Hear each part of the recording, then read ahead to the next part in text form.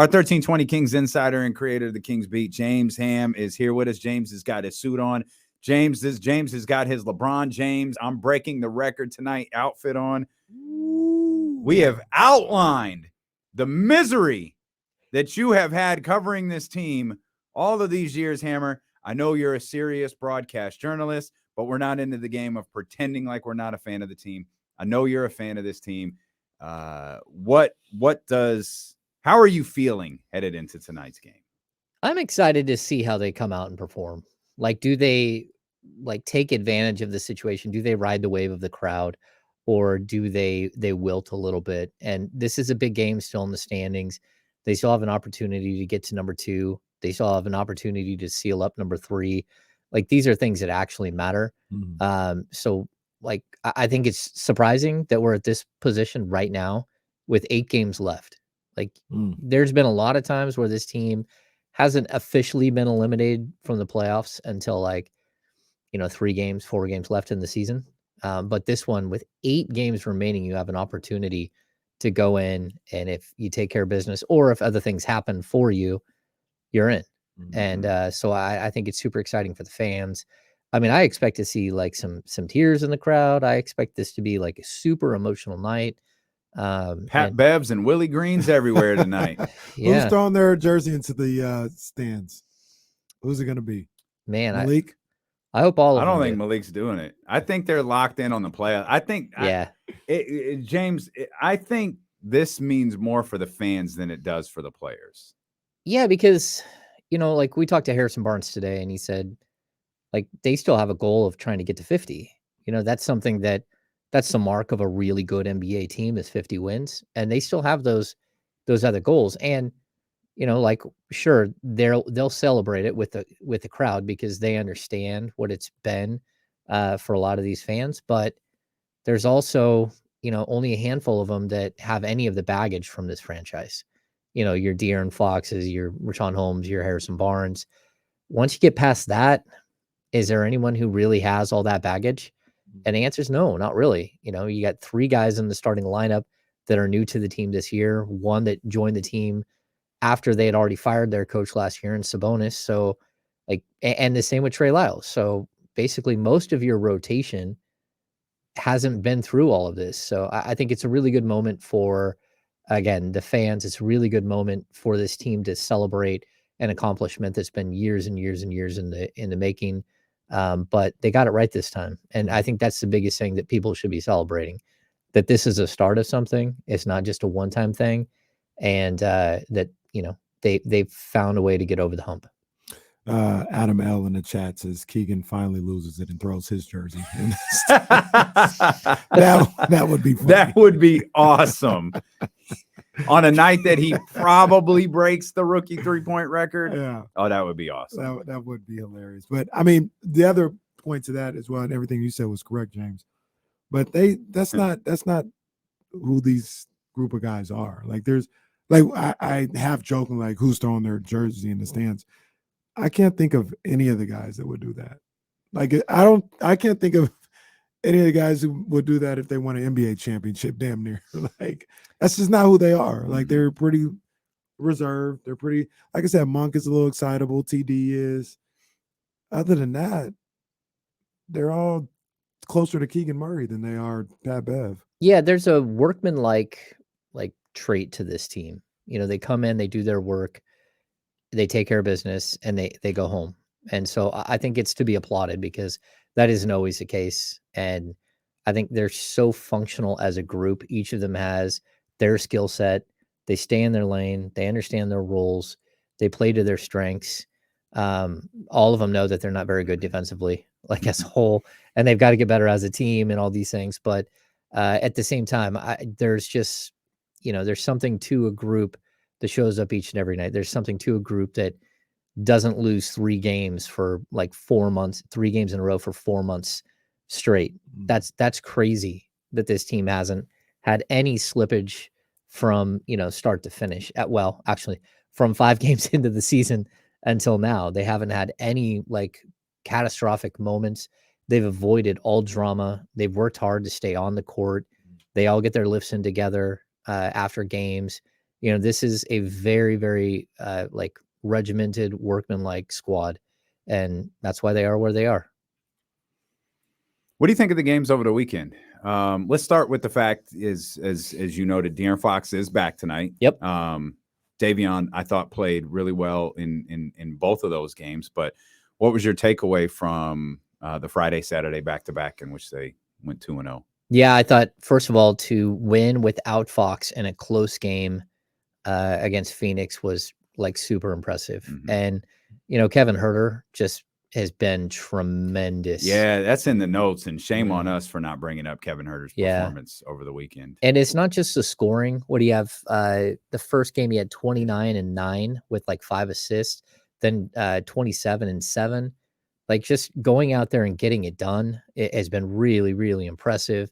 Outside of that, I think even the Delhi moment, having Delhi come up big and letting Delhi have that moment too, where, he's been working so hard behind the scenes to not only stay healthy and to stay ready, but also to work with young players and to like help be a guiding hand for this squad all year long.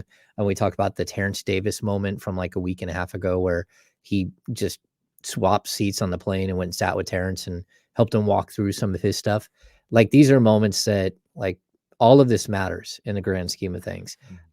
Even, I think this weekend, Chimezie Metu got a little wonky, and Mike Brown showed you that game 70 something into the season, like we don't play that.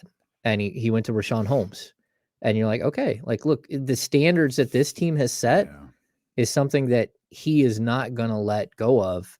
And it doesn't matter if it's a blowout win or if it's a close game or if it's game, 23 or game 73 or 75, whatever it is.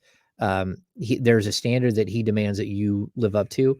And if you can't live up to that, he's going to go with someone else. And all of these things matter, like in the grand scheme of things. So especially in year one, like year two, will we see all of the same things that we've seen this year? Maybe, maybe not. But certainly in year one, while you're trying to establish a culture and trying to build something, I think Mike Brown has done a wonderful job of keeping it all on track. One of the things that I took out of this weekend, James, that I feel like we saw for we've seen it most of the season, but they handle business like a good team does from time to time. And I know people will look at the games, watch both games, and be like, Casey, what are you talking about? They played terrible in the first half. I asked Damien this question: how many times in the last 16 years have the Kings played well in the first half against a really good team? And then the other team says, all right, we're done playing with you. And the Kings lose that game by like 15 points. That's what good teams do from time to time. Like, they don't always just wire to wire beat the hell out of lesser opponents. Sometimes they have games like that. I would say, let's just say the Bucks or whatever. Games, the Bucks probably have 10 to 15 games like the Kings played over the weekend this year, where they're playing against a team that isn't that good. They let them hang around, and then they backhand them and they turn it up in the second half to the point to show why they're the better team. I thought that's what we got from the Kings on Friday and Saturday. Some of it was just poor play as well. They played poor in the first half. But when they were able to turn up the Jets, turn on the Jets or flip the switch, whatever analogy you want to use, they were able to do that in that third quarter and create the separation quick. They were down, I think, 11 against Phoenix, ended up 11 at the end of the fourth quarter.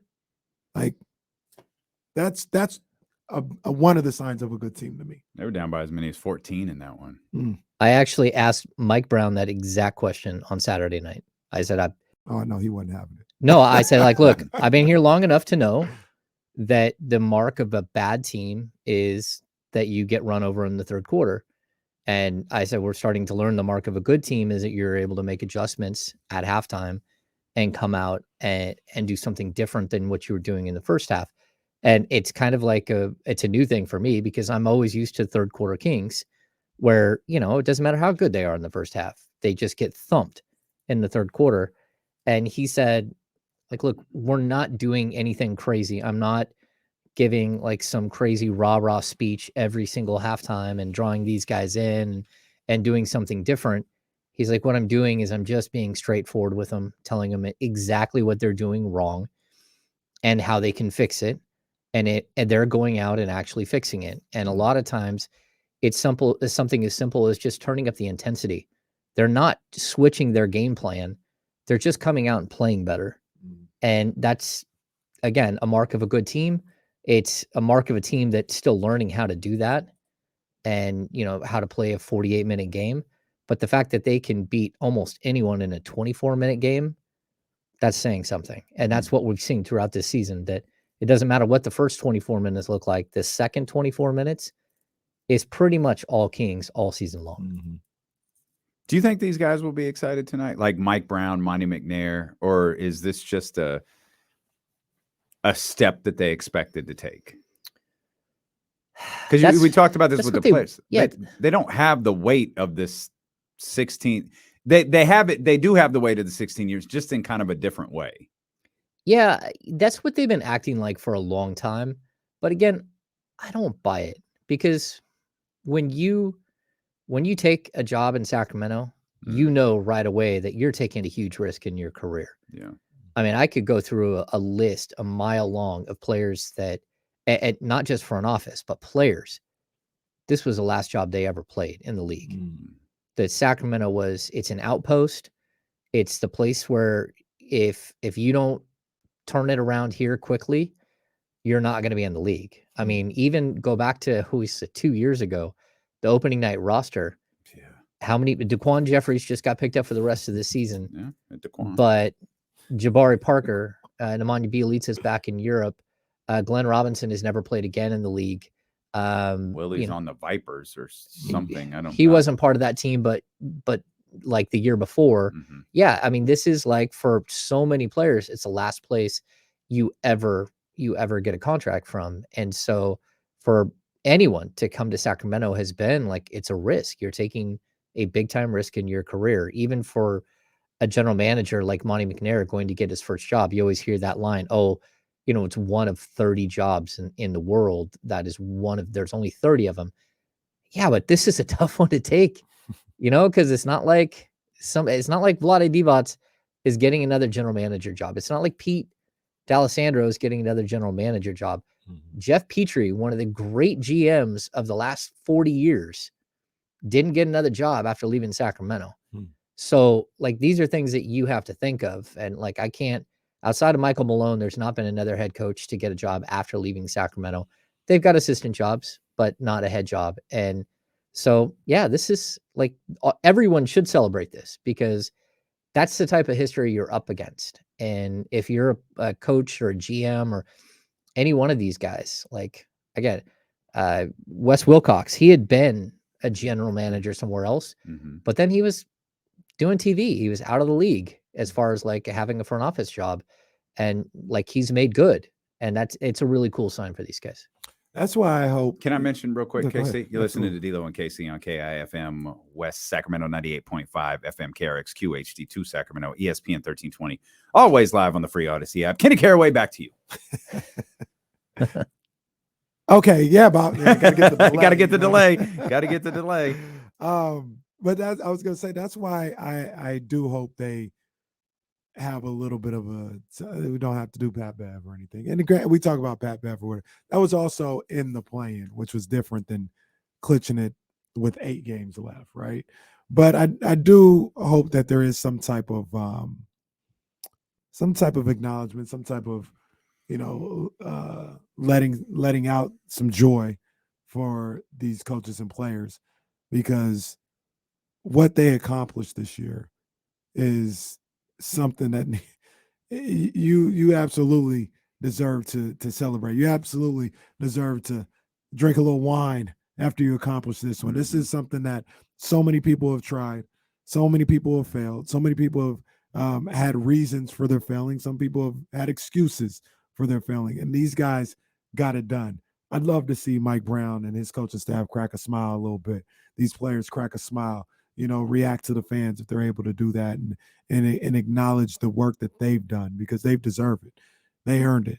And I hope we get that moment from these guys tonight, because you can get back to business tomorrow morning. There's nothing that says if you celebrate tonight, you're just messed up for the rest of the season. No, celebrate tonight, get back to work tomorrow, and get back on your 50-win goals and everything else like this. But tonight, if you're able to get this one done tonight, enjoy this one. I would say the one thing that I would watch for is that the Kings understand very clearly the Timberwolves could be their first round matchup. And I don't think we'll see them show up the Timberwolves like this. Like, yes, they should celebrate it, but I think that's something that the players will consider. It won't be over the top because they want to be respectful of the opponent. And look, that's saying that they win. Like, we have no idea. Like, and this whole thing could be over in like the third quarter. I don't think it will be. But if the Suns lose in Utah, the Kings are in. And not only are they in, but they also clinch home court advantage in the first round and all that stuff. So I think we might see a little bit of a reservation from the Kings themselves, the players. That's a good point. But I do think we're going to see all smiles on the court, all smiles in the locker room, in the press conference room. It'll be a night where, yeah, they do celebrate. I don't think they're cracking champagne. Oh, we don't need to do that. Yeah. No champagne. How do you think the crowd reacts? Because that's a 6 o'clock game. How do you think the crowd reacts if, towards the end of the third quarter, they look up at the scoreboard or they're following on their phones, which everyone, will be. They see that Utah beats Phoenix. I think it will be Sacramento chants. That's what you think? We were trying to figure out, would it be like, would they just start cheering? Would they erupt? Would they start chanting "Light the Beam"? I think with 2 minutes left in the third quarter. I think love it. Harrison Barnes talked about it today. He said that someone said, "Is there going to be somebody like watching on the bench and telling you guys?" And he said, "Man, I think there will be like 15,000 people that are yelling as soon as it happens. Yeah. So if it does happen, we'll know." And I agree with him. Like, I think it'll be like one of those incredible, powerful moments where like everyone's just sitting there and the chants are going on and the players will know right away like what's happening. Well, and they have like 3 out-of-town scoreboards. Imagine Utah. I keep envisioning these. Like, imagine Utah winning at the buzzer. It exploded. Like the arena erupts because the Jazz beat the Suns at the buzzer. I need a buzzer beater somewhere, whether it's from the Kings or the Jazz. Then we've got the kind of other situation where Suns win, Kings lose. But what if the Clippers are down 10 going into the fourth quarter? Then what do we do? It's the scenario from the other night. We sit around and wait. But that was it Phoenix? Is that who we were waiting on the other night? Well, because the Clippers lost. Yeah. Well, the Clippers were they were getting to lose. Yeah, they were. Yeah, the Suns. Yeah, started to pull away. Yeah, they were getting their butt kicked. Yeah, and Phoenix just. Yeah, they ran away with it. Turned up on them. Yeah, I'm going to tell people to keep an eye on Nas Reed tonight. That's we talked Kenny about Caraway it. And James Ham. Talked about it, James. Kiss of death right there. Kenny Caraway and James Ham. I'm not happy that Karl Anthony Towns isn't playing because if he was playing, he would eat into Nas Reed's minutes. Now that he's out, we're going to have to deal with this guy. I think Nas Reed, I think I had it right. He was the team's leading scorer last night in Golden State. Couldn't play for the final 4 or 5 minutes. Yeah, I'm going to say that like he's a guy that I would circle and say, how would he look in a Kings uniform next year? Hell yeah. Well, he was one that I think a lot of people were talking about during the trade deadline also. Yeah, I mean, his ability. Is he a free agent? He's a free agent, and I haven't done a deep dive into it, but I believe he's an unrestricted free agent, which is a really strange thing for a 23-year-old, but he's a guy who worked his way into the league. And everything that I've read is that he doesn't have, like he's not a restricted free agent this summer. So, 6'9", jump out of the building, big, physical, not a great rebounder, but a decent rebounder, shot blocker, and he can hit the 3 ball. I mean, that's what we've seen in Sacramento. Like he's lit the Kings up a couple of times from 3, and you're like, where in the world did that come from? So like I think he's going to be fun to watch tonight, but also you never know. He might be a guy that you look at and say, okay, can we chase that guy? can we overpay a little bit and beat some teams to them? You know, because the Kings were interested in Jared Vanderbilt at the deadline. Same type of player. Yeah. But I think that he's a guy that would make a lot of sense for the Kings as a defensive-minded 4-5. Malik's gonna grab him on his way back to the bus. Draymond Green style. We need you. We need you here, Nas. We need you here, baby. We need you here. We need Or he you might here. pull a Odell Beckham to Jimmy when Odell was like, "Come Get me out of here. Come get me. Come get me. Come get me." Lost in all of this, like the potential, the Kings' 45th win of the season could be on the horizon tonight, and 50 is still very much a possibility for this team. And the thing about 50 that I found funny is the Bucks are 53 and 21. The Celtics are 52 and 23. And Philadelphia, who's having like a couple of hiccups here, they're at 49 still. So you throw in the Denver Nuggets and you've got 3 50-win teams. People have really worked overtime to tell you how bad the Western Conference is. Meanwhile, there's only 2 50-win teams in the East right now. There will ultimately be 3, probably 4 when it's all said and done. And you're going to have 3, possibly 3 50-win teams in the West. I don't think it's as big of a discrepancy as people are making it out to be. I just think it's a bit lopsided when you look at the 2 conferences, because if you were to pick 3 title contenders, you're probably picking the top 3 teams in the East before you pick Denver or Memphis or Sacramento, or maybe even, Phoenix or anyone like that. Oh yeah, I definitely would pick the 3 teams in the East. They, 2 of them have players that, in my opinion, are just nearly impossible to stop in Giannis and Embiid. And while I think that the better all-around team is probably Boston. So I don't think that their stars are as big as stars, not to take any away from Tatum and Jaylen Brown, but I just don't think that they're the same caliber as Embiid and Giannis. I think Embiid and Giannis are both MVP candidates. And of course, Jokic is an MVP candidate, but even Jokic, I think you can deal with Jokic, and Jokic's team is good, but they're not great. I would even look at Philly's team outside of Embiid. I think they're a better squad than Denver's squad. So those 3 teams are really difficult. They're a tough matchup, specifically for the Kings. They're physical. They have length.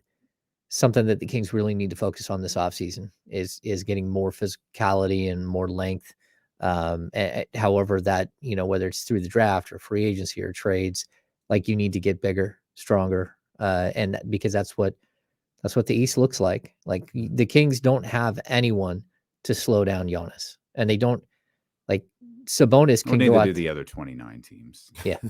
Or 20. No, that's very true. That's very true. But Kings don't even have someone to give the illusion of slowing down Giannis Antetokounmpo. Yeah, and if I look at the Kings and Boston, I think that their squads are more similar as far as the overall talent level across the board. Sabonis and Fox versus Tatum and Brown. Is it that far off? And the biggest difference is that none of those guys are just such physical freaks that they're so much better than everyone else, which is what we see from both Giannis and Embiid. James, do you look at the Timberwolves and see them as a matchup problem for the Kings the way a lot of other people do? Yeah, the Kings have struggled with every team with great length, but at the same time, that's the NBA. If they struggled that much, they wouldn't have 45 wins right now. So while we talk about they struggle with length, that doesn't mean that they get beat every time by length. Certainly, again, going up against the Bucks, they have nothing that can slow down, even Brook Lopez. And if Middleton is 100% healthy, you don't even really have a player that can defend that position. Yeah, I don't know. Minnesota is an interesting matchup. You start looking at playoff matchups, and you're like, okay, would you rather face the Golden State Warriors that won the championship last year and have 4 rings in the last 7 years?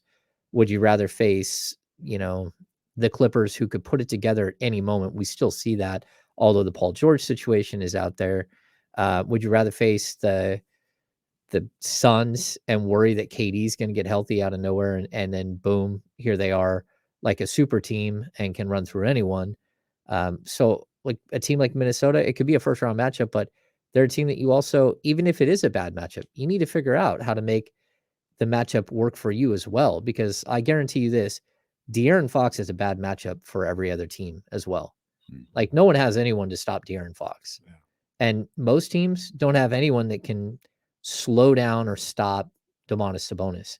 And then you have all these great shooters. So we talk about how, the Kings have matchup problems with this team or that team. Well, the Kings are a matchup problem for everyone. That's why they're the best offense in the history of the game this season.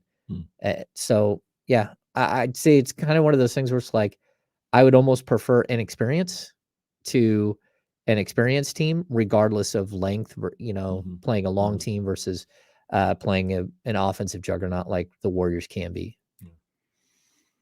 Yeah, the Warriors are still frightening despite their catastrophic collapse in the final seconds of last night's game against Minnesota. That set this whole thing into motion here tonight. Do it live. Nothing wrong with that. I think a lot of people would prefer it. I think Golden One Center, I think Doko is probably packed right now. I think it's probably busy. I didn't even think about that. Getting a parking place is going to not be fun tonight. Oh, no, it's not. It wasn't fun Saturday. It's definitely not going to be fun tonight. Yeah. So I don't know why. Sometimes I do this, go down these random rabbit holes. I went on a YouTube rabbit hole of the opening of Golden One Center, just like what people were saying.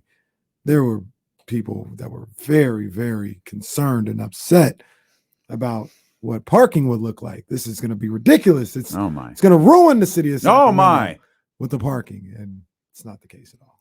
It's not been an issue at all. At all. Now, to me, from day one, it has not been an issue. You guys drive in later than I do. I mean, I'm there at like 4:30 every game at the latest. A lot of times I'm there all day. So I rarely see the traffic issue, and then I leave after everyone else leaves. But still, I haven't heard it become like a complaint issue at all. I've heard a couple of things about traffic this year, like getting off on J Street, trying to it can get a little hectic. Nothing crazy. This isn't Staples Center in LA or whatever, or crypto or whatever, but it's a little different than normal. Parking's not an issue. Yeah, the worst part is when we get to our parking garage and it's already full.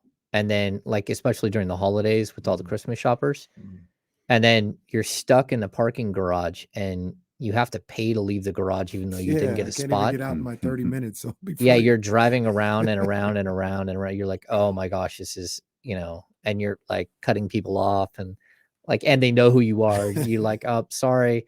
They're like, damn, that a-hole James Ham just cut me off in the parking lot. Damn James Ham. And I was just like, hey, sorry about that. I got work to do here. But yeah, it'll probably be an issue as we get closer to the playoffs. Damn James Ham. Damn James Ham. Let me tweet this out. At James Ham. James Ham just cut me off in a van with gasoline and shovels in it. I don't know what this guy's up to, but he's a bit sketchy if you ask me. You've seen some weird stuff in the van, that's for sure. Absolutely has. James travels with stuff I don't have in the garage, that I don't own, that I've never bought. James just got rows and rows of it in the. I had space heaters for soccer games because it was so cold all through soccer season. And I got in the game one night and I'm like, oh man, one of these things is leaking propane. So I had to get out. Oh my God. While driving down the freeway with the windows down and 30-degree weather. I pull off the freeway. I had to unscrew all the canisters because I didn't know which one's leaking. I'm like, yeah, I'm sure that my car, if I were to get in a vehicle accident or get rear-ended really hard, I could blow some stuff up. It would be like a city block. Jeez. James, it's like the final scene of Fight Club in James's car. Just it's all bad. Speaking of, it was opening day for Little League on Saturday. It was freezing outside. Freezing. It was okay when the wind wasn't blowing, but once the wind started blowing, it was cold. That's the worst, playing Little League and hitting the ball off the end of the bat and cracking your fingernails in the cold weather. Oh, can't feel I've good. done that. Split a nail down the middle. Oh, Jeez. Yeah. Gracious, Oh. James. No good. No good. Do you think if tonight wasn't what it is, the opportunity to clinch and end the stretch, do you think De'Aaron would play? yeah. I think they're just being super cautious. Like, On Saturday, they were just being. yeah, because I even went back and watched some of the footage from the game. And my question is, did De'Aaron Fox injure himself making fun of Chris Paul? Because I didn't see any other time where he had anything that looked remotely like he was limping or anything. Well, you didn't obviously you didn't see the broadcast. The broadcast thought it was the reverse layup. He Okay. did a reverse layup in the third quarter. And like to your point though, it wasn't like he didn't like my hands. It wasn't that. No. But he did the reverse and then he kind of has a little hiccup in his giddy up. And maybe mocking Chris Paul took it over the edge. Yeah. It's like, oh no. We didn't talk about does that, hurt. right? Like I feel like I just can't wait till he's not in the league anymore. Oh no, that's Oh. excessive. I just can't. I can't wait till he's gone. I wish him nothing but the best in his State Farm commercials, No? but I feel like he did a bunch of acting lessons for that. That was And terrible. now like the things he does. Plus, I thought I watched back the one where where Kevin Herter that was clearly awful. Well, not only that, but he almost hurt Kevin. Like he kicked out and tripped Kevin in the deal. Then later in the game, he rolled up on the back of Davion Mitchell's like the back of his knees, again flopping like a crazy person. And then I was watching the game yesterday, and he did the same thing. He flailed out and kicked somebody, and got trying to get a call on a 3. And like, at what point does the league have to like give him either flagrants or fines for flopping? Because it's become so egregious that I literally think he will hurt someone with his like crazy theatrics. Yeah, I love Chris Paul. It's getting a little. It has been. It's not getting. It has been a little ridiculous in the last few years. Oh, DeMarcus Cousins hated him. Like wanted to beat him. Oh, that's one of the greatest moments of all time when he pulls Isaiah away from Chris Paul. That's just one of the greatest moments in Kings history, which doesn't say a lot about Kings history, but it's a fantastic moment. Yeah. When he just pulls him away and says, "No, you can't tap up Chris Paul. Play it on the big screen tonight." Let's go to the locker room. Yeah, I almost felt like just sign him to a 10-day. Just sign Cousins to a 10-day and just Hulk smash that guy. Just oh man. Just like, jeez. I'm done with you. I'm done with you. You know? Like I wonder if that's the I wonder if this is just I mean, Chris has always been a bit difficult in that regard. I wonder if it's amplified now because his game is not what it used to be. He's still incredible though. I mean, he's still like, what do you have, 11 and 11 in the first half? I mean, he's had 9 assists against the Kings in the first quarter almost every game this season. He's still I feel like he has to work way harder to do that than he used to. Yeah. And that's Chris Paul for a long time has been the best point guard in the league. Oh, totally. I mean, maybe he still is, but he has to work really, really hard to do those things. And he's a first ballot Hall of Famer. Like I have no question about how his greatness as a basketball player. I just think that what he's doing now is just like the antics are ridiculous. They're so over the top. You know, James feels about CP3. I feel about Luka. Phenomenal talent, unbelievable talent. I don't enjoy watching him play. Oh no, I don't either. It is not fun to watch Luka play. You think, James? You think Dallas misses the playoffs? Oh, I think so. I told you that Kyrie, I told you he's a Trojan horse, man, and it's not for the reason why you thought. It's like not Kyrie though, dude. It's not. Luka. No, that's what I'm saying. It's not for the reason why you think. He has not gone in and done anything wrong at all. I think he's been exemplary. He did tell the fans they could play the other night. Well, I mean, their coach. Their coach just sits on the sideline and watch. So why not let the fans play? Yeah, but I'm just gonna tell you, like they're like when they were here for those back-to-backs, and Luka didn't play the first 3 games that Kyrie was there, and then he played so they beat the Kings the first night. The second time they played them, the murmur around their team was that so many of the players loved playing with Kyrie and were like, oh man, this is what basketball is all about. This is so much fun. I think that they're going to have a real problem this offseason because they've opened the eyes to the other players about how basketball, and these guys know, but you get Stockholm syndrome, like in those situations. You're so used to playing with Luka that you forget that there's a different style of basketball that you can play that feels better for everybody. And he doesn't play it. And so, like, I think that's what I mean by he's a Trojan horse. You put him in there and you're thinking, oh, he could destroy this team from the inside with all of his antics and all that stuff. That's not what's happened. He's just shown the other, 14 guys on the roster that there's a better way to play and that you want to play with him and you don't want to play with Luka. It's tough. Yeah, it's crazy, man, because I was talking about earlier with Luka's. Obviously, he's a great talent, but it's more than just I can score the most. And like I said, he'll pass the ball. He'll average 11, but it's more than that, right? Like there has to be, there's another dynamic to being a leader and being a franchise player other than just your talent. And I don't think he understands it at all. Yeah. I mean, I think if you just look at his body, that tells you very clearly that he is not in the gym with everybody else all the time. He's not doing some of the work that the other guys are doing. Everyone sees what, when you're on the team with somebody, you see what they do off the court, you know who they are off the court. And there's just a level that you want him to get to. He walks out there with just his God-given natural talent and does what he does. And we could say the same about Jokic, but there's a big difference between being like 7'1" and trying to stay in shape and being like Luka and they're just two totally, like, you can even see like the body styles of Jokic versus Luka. They're not the same. Like Luka's his physical look, what he's doing on it's just because he's not in tremendous shape. And that doesn't mean he can't bust you for 50 with 12 rebounds and 12 assists, but like he's not making his teammates all that much better. We'll come back. We'll continue to talk about the Western Conference playoff picture, and we'll continue to talk about tonight's night at the Golden One Center. The Sacramento Kings take on the Minnesota Timberwolves with a chance to secure their spot in the playoffs for the first time in 16 years. James Hams is with us here on Dealing with KC, brought to you by Sky River Casino on Sacramento Sports Leader, ESPN 1320. That's funny. Luka.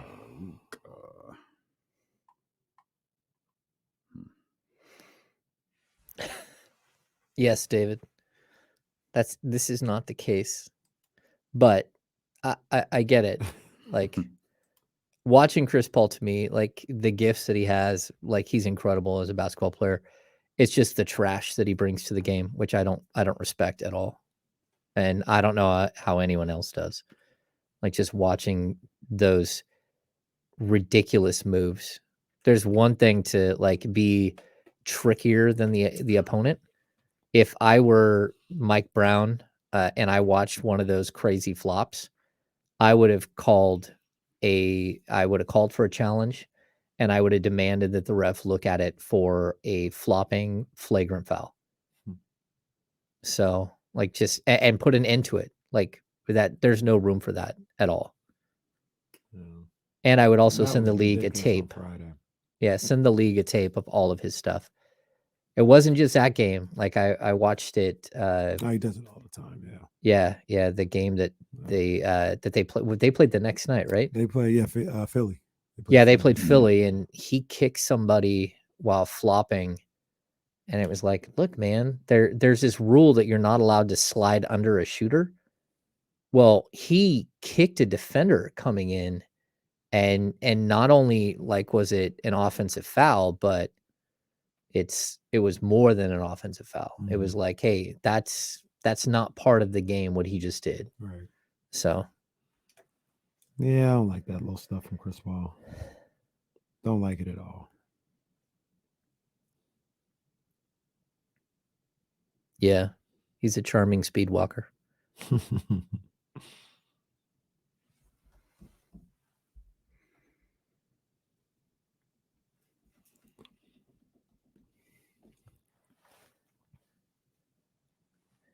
Yeah, Scooney, you make a good point here.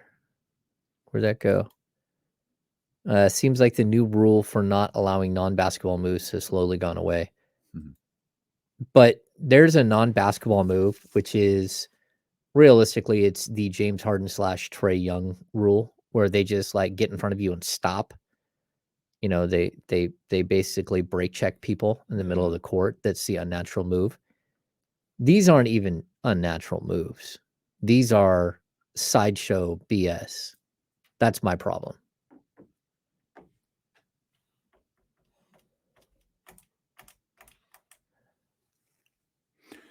All right, we're out of control of all of the DMs. We appreciate you guys. We're giving Pete's tickets away, and thanks to everybody who sent their stories. I'm sorry that we only had a couple to give away, but the heat's not on me.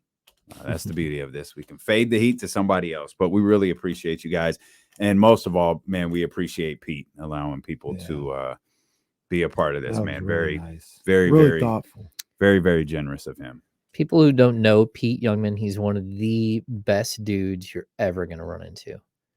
Like, just salt of the earth, spectacular human beings.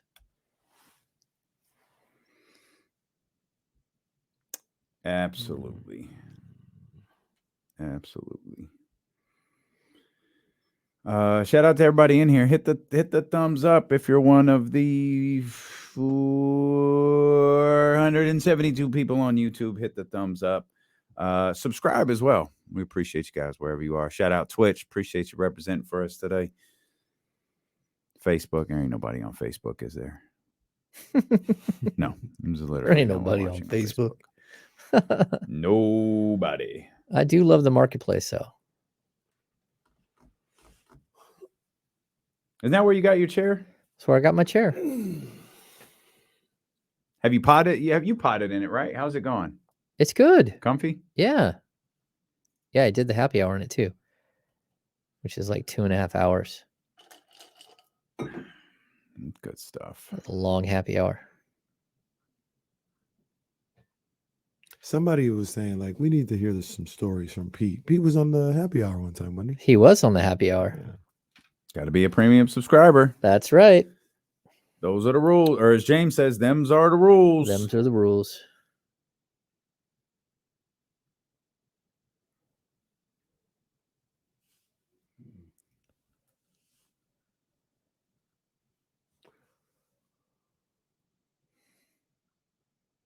Sac State football schedule's out. Okay. Man, this I gotta listen to this clip from the pivot. Tyronn Lue said he lost 7 family members since December. Really? But he hasn't been able to make it to any of the funerals because the team was playing so bad at the time. Oh, that's awful. You know, that's like when we had George Hill here. He had, I think, 3 deaths in the family in the first half of the season.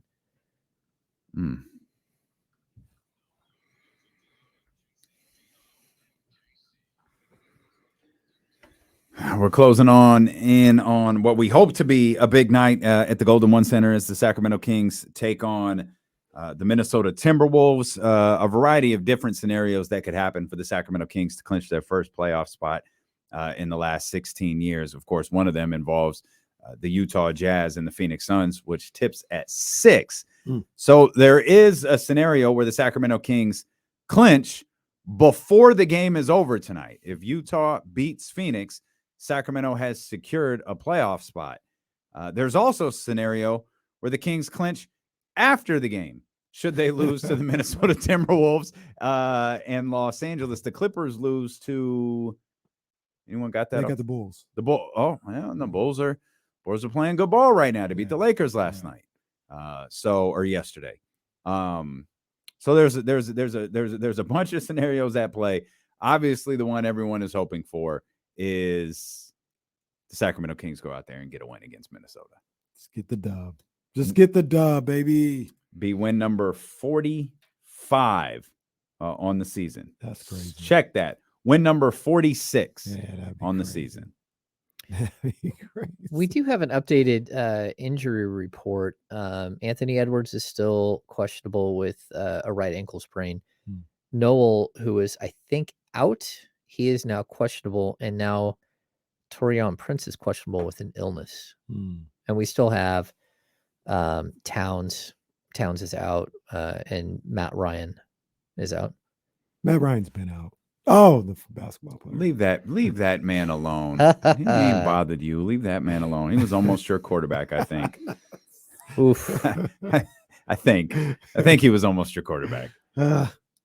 Yeah. No Injury management. It's a fantastic term. Injury management. I like Noel though. I like him as a little backup point guard. He can cause some problems for certain teams at certain times. But one of the things that I continue to say about this Timberwolves team is, number one, they have some talent on there. That's why everybody had expectations for them coming into the season. But they got too many guys at like the same spot, which doesn't allow your best players to finish the game, so to speak. Saw it a little bit last night in Washington, and now with Towns back, you couldn't have Naz Reid or McDaniels out there on the floor.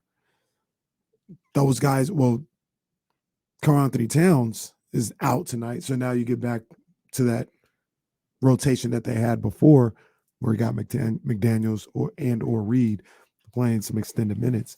So, yeah, I would have. It sounds crazy. I kind of would have wished Karl Anthony Towns was playing tonight.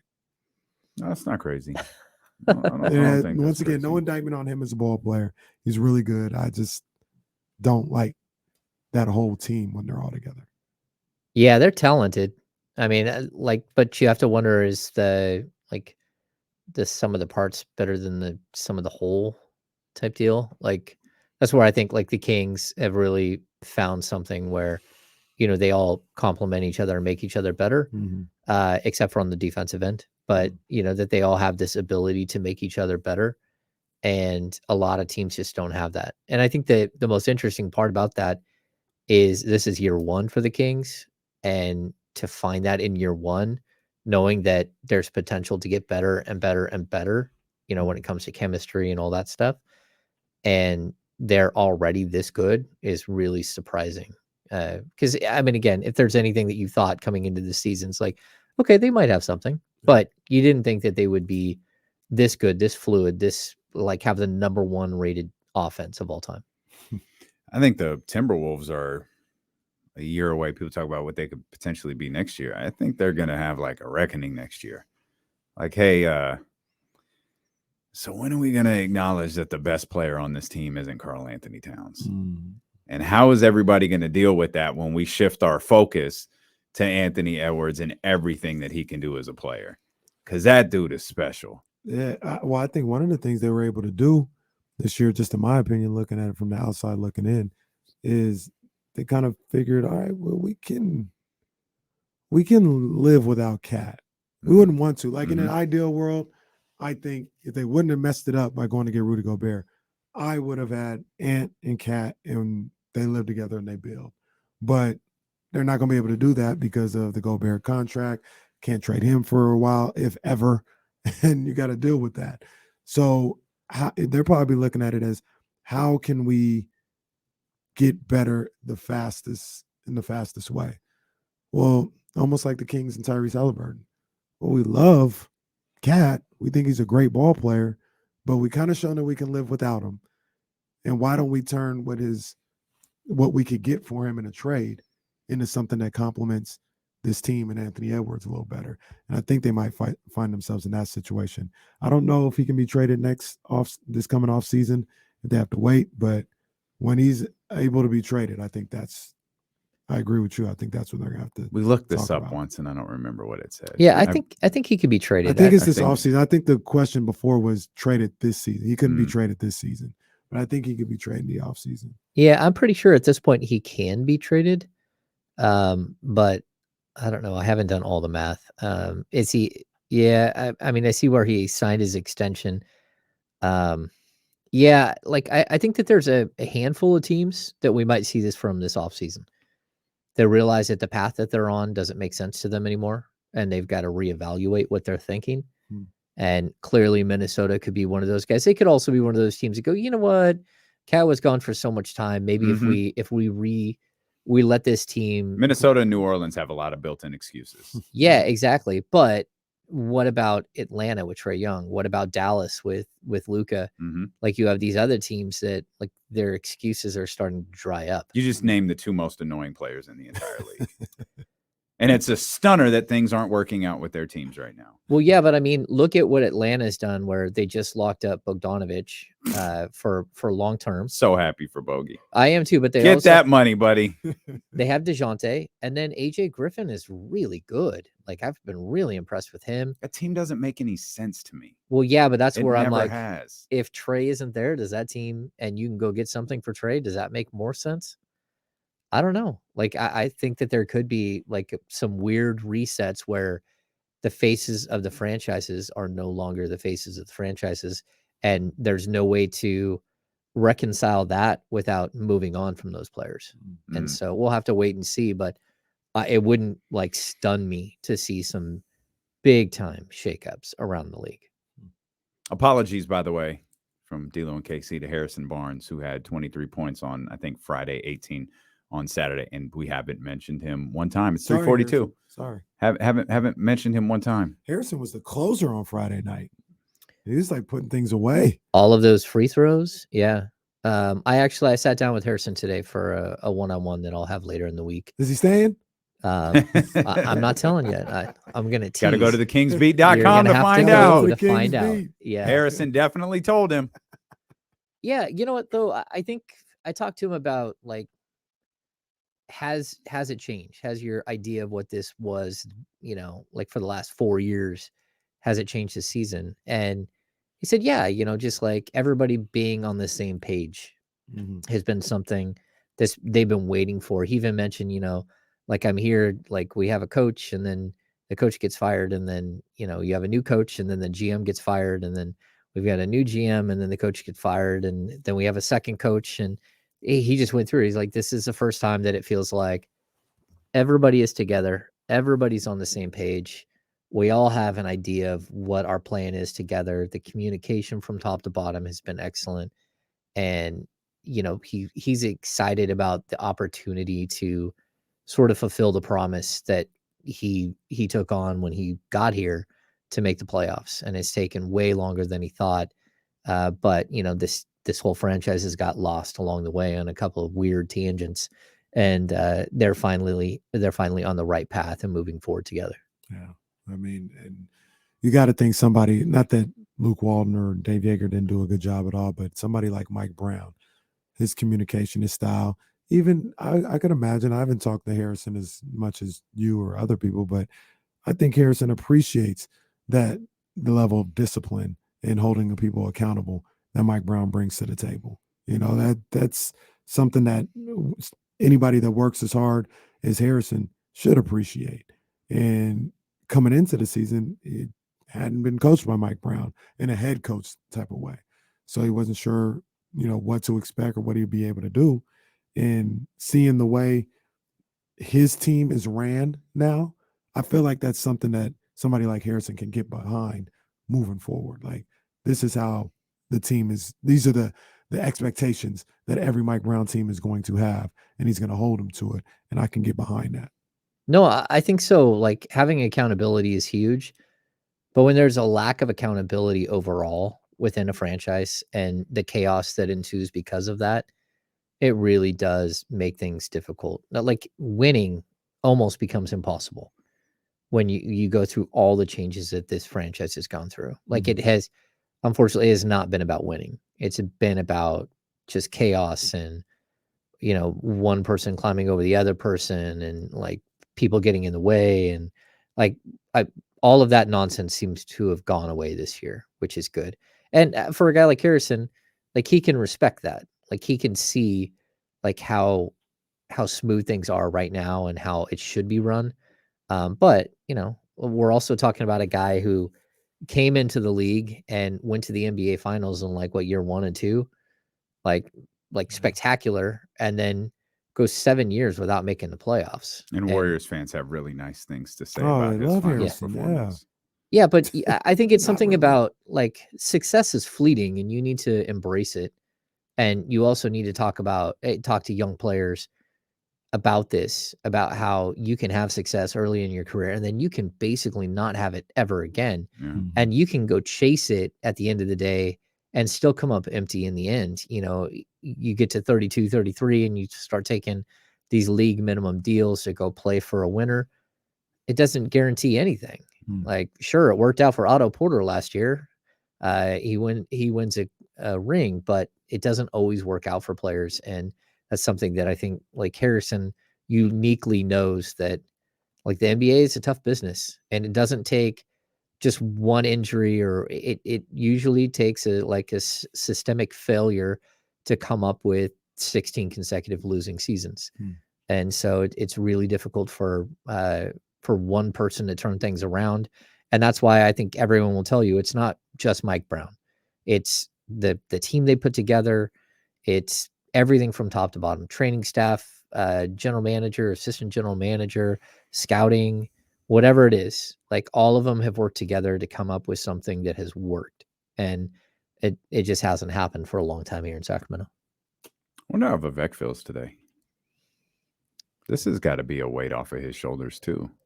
Oh, I think it's huge. I mean, how long has he been the owner of this 8 team? years? 8. 9? No, 2013. This is 10. This is his 10th year. Oh my Yeah, god!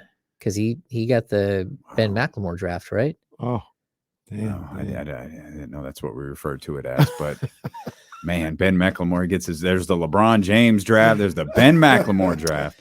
Yeah, man. I guess that adds up. Oh, I guess that's Wow. 2014. So 9 years, that was yeah. his first draft, though. Okay. Yeah, that's a draft where allegedly Jeff Petrie handed Pete D'Alessandro a binder of his multiple scouting trips to Greece to watch Giannis Antetokounmpo, and then got fired 2 weeks before the draft, and Pete made Ben McLemore the selection. Interesting. Yeah. But I mean, to your point about like how Vivek feels, I mean, I don't think there's anybody, maybe Luke Walton is up there too, but has been raked over the coals during this whole process as much as Vivek. I don't think anyone's been worse than Vivek. Yeah. I mean, he's had to wear a lot of this. But you have to do that when you're the owner. Absolutely. Good and bad times. You got to wear it. And for him, it's just bad times. He's had 2 good times. This will be his second good time. The first one was "This is your team." Yeah. This will be the second one. Long wait between those 2, but this will be the second one. Yeah. But he's got to, be crazy to think that he's not, poking his chest out a little bit today. I hope so. Yeah. Like, look, the amount of money he's put into this team, the amount of money he put into building that building, like, that's what people forget. Like, for years and years, the Maloofs could not get a building built. I mean, they blew Q&R, the sales tax deal that would have got them the money to build like an $875 million arena downtown. That was their fault. But every other attempt to get an arena built just fell apart time and time and time again. And while Vivek got some city money, a lot of it came from him. A ton of it came from him. And then the Sawyer and the whole Doco, like all of that area. And we're just at the tip of the iceberg. The pandemic really slowed the growth downtown. But the Kings own a whole nother block. I think like K Street or Capitol there, they own, I think, from 8 to 9. Like, they own a whole nother section there that all of that stuff is going to eventually be built out, and we're going to see like a whole district there. But losing has hurt that. And on top of that, like, just losing hundreds and hundreds of millions of dollars in the pandemic really did impact this stuff. And so I'm glad that we're going to see something different here, that we're going to see, hopefully this will be the start of something, and it will help them build out everything else that's going to be downtown, and kind of like it'll be the centerpiece. Yeah, I hope so. I hope it is. And it feels like, I mean, especially with the way that this fan base is, they'll support, like, just the more you put down there, like we talked about what it looked like Saturday, it's going to look like that now. Like when the 3 of us get down, that's exactly what it's going to look like. It's going to be packed. Yard House is going to be packed. The Echo and Rig is going to be packed. The cool little wine spot with the heaters outside is going to be packed. Poke. What? Did all these restaurants Polanco? I've never been in. They Polanco's good. I bet it Tacos is. are Well, that big bomb. sports I bar believe that's it. supposed to go in. I down can't the- wait for Tom's Watch Bar. You know, it's coming soon. Coming soon for soon 3 as years. soon as TGI Fridays opens up in Thomas. My goodness. Right after that Right. Fridays opens up in Thomas, that sports bar is going to open. Tom's Watch Bar. At this point, it's a work, right? Like it's just a joke. Like let's just leave this sign here forever. Just see what happens. Because Yeah. I'm convinced the Fridays in Thomas was just like a practical joke Oh, the city yeah. was playing. I think I believe that's where Nations is now. That location. Yeah, is Nations where- Burger. is I where didn't know Fridays that was was supposed to be. there. Yeah, Nations is huge down in the Bay Area. Mhm. Take down Nations breakfast is delicious. Yeah. take down Tom's Watch Bar and put center court there. Oh, let's go. Just for the nostalgia Let's purposes. go. Just say coming De'Aaron soon. Fox's center court. Oh no. Was there anything cooler The than their tables? Though? foxhole. The foxhole. Is there anything cooler though than center courts like tables? That had all the enjoyed the hell out of memorabilia, center like- He court. used to epoxy host a thing for the Michigan Alum Association for the Ohio State Michigan game I every should have year. been there. Yeah, Damn it. I was there. It was miserable, but That sound like a great time. now. it was awful, but I did take part. It was fun though in the fourth quarter Well, see, when why you gotta go Ohio there? State was ahead and That's uncalled just a bunch for. of dejected Michigan alums standing around and Chris Webber at the head of it. Like, sorry, pal. I don't know what to tell What you. are we all doing in I love it. Sacramento? Bring back center court. Put it in Doco. Uh, Let's go. that's They amazing. changed menus and foods so many times. Wasn't it supposed to be a soul food place originally, right? Well, that was the thing. Yeah, it never was a soul food place, like ever, Just ever. really, really good fried chicken that took like an hour and 30 minutes to cook. Yeah, it'd take a while. That was Yeah. on the first menu because you would not associate anything really, really good with the later menus. Yeah. It got a little rough. rocky. I'll give credit where it's due, but I'm still in this partly from Dr. David. Open up Tanel 10. Yeah. Chanel 10. Domantas Sabonis' nightclub in Old Sacramento. Oh, It's a rite of passage. Tanel 21, the Tanel s- 10. Stories out of there. Oh The man, stories out not of there. good. Keegan No. Murray No. hosting it. The new Rickies. Mateen Clubs in his Coogee sweater in the sweaty ass bottom floor of Tanel 21. Oh, come into the VIP area. I'm sorry. This is the VIP area? This is a swamp down here. What are you guys doing? Oh, man. Tanel 10. Can't wait. Tanel 10. There's a great story I'll tell you guys off. Keegies. Once Not we get up. Rickies. Keegies. Kiggies. Oh, I'm still envisioning Keegan Murray going Patrick Beverly on the scorer's table tonight. He at some point he's just got to like embrace the bit and just do something funny. Just do something totally out of character We might to be 3 years from now. get a pop out of everybody and keep it moving. Raise the roof or something. You know, No, I'd don't do love, that. I would That's love so old. Don't do if that. Keegan Murray dunked on Pat Bev and then did the too small. Oh, that'd be money. Yeah. There we go. He Yeah, doesn't that'd be even have good. to like smile, just straight face. Too small. Oh, I like that. I like that. Jordan Meek says Keegan going Chris Bosh tonight. Keegan going Chris Bosh with the champagne. I don't know. James will be back there if there's champagne popping. He can see if we can get the. I wore the wrong shoes. I just in case there is champagne. Well, there's no champagne. I'm going barefoot if there is. There might be water, though. I'm pulling these shoes. Water. Going sideways. You know, James, they might pour something on you. Well, No, that'd be they're not good. pouring nothing this on guy's me. been around. They're not pouring nothing. I will tell you though, all the times that I was in Game 7 locker rooms, I have corks from both the Cavs and the Warriors. Yeah, that's Well, kinda this loud. one will just be a bottle cap. Yeah. Yeah, that's An what I think it'll Aquafina be. bottle. Aquafina bottle cap that sticks to the bottom of my foot because I didn't wear shoes in there. All right, we're done. We appreciate you so much for being with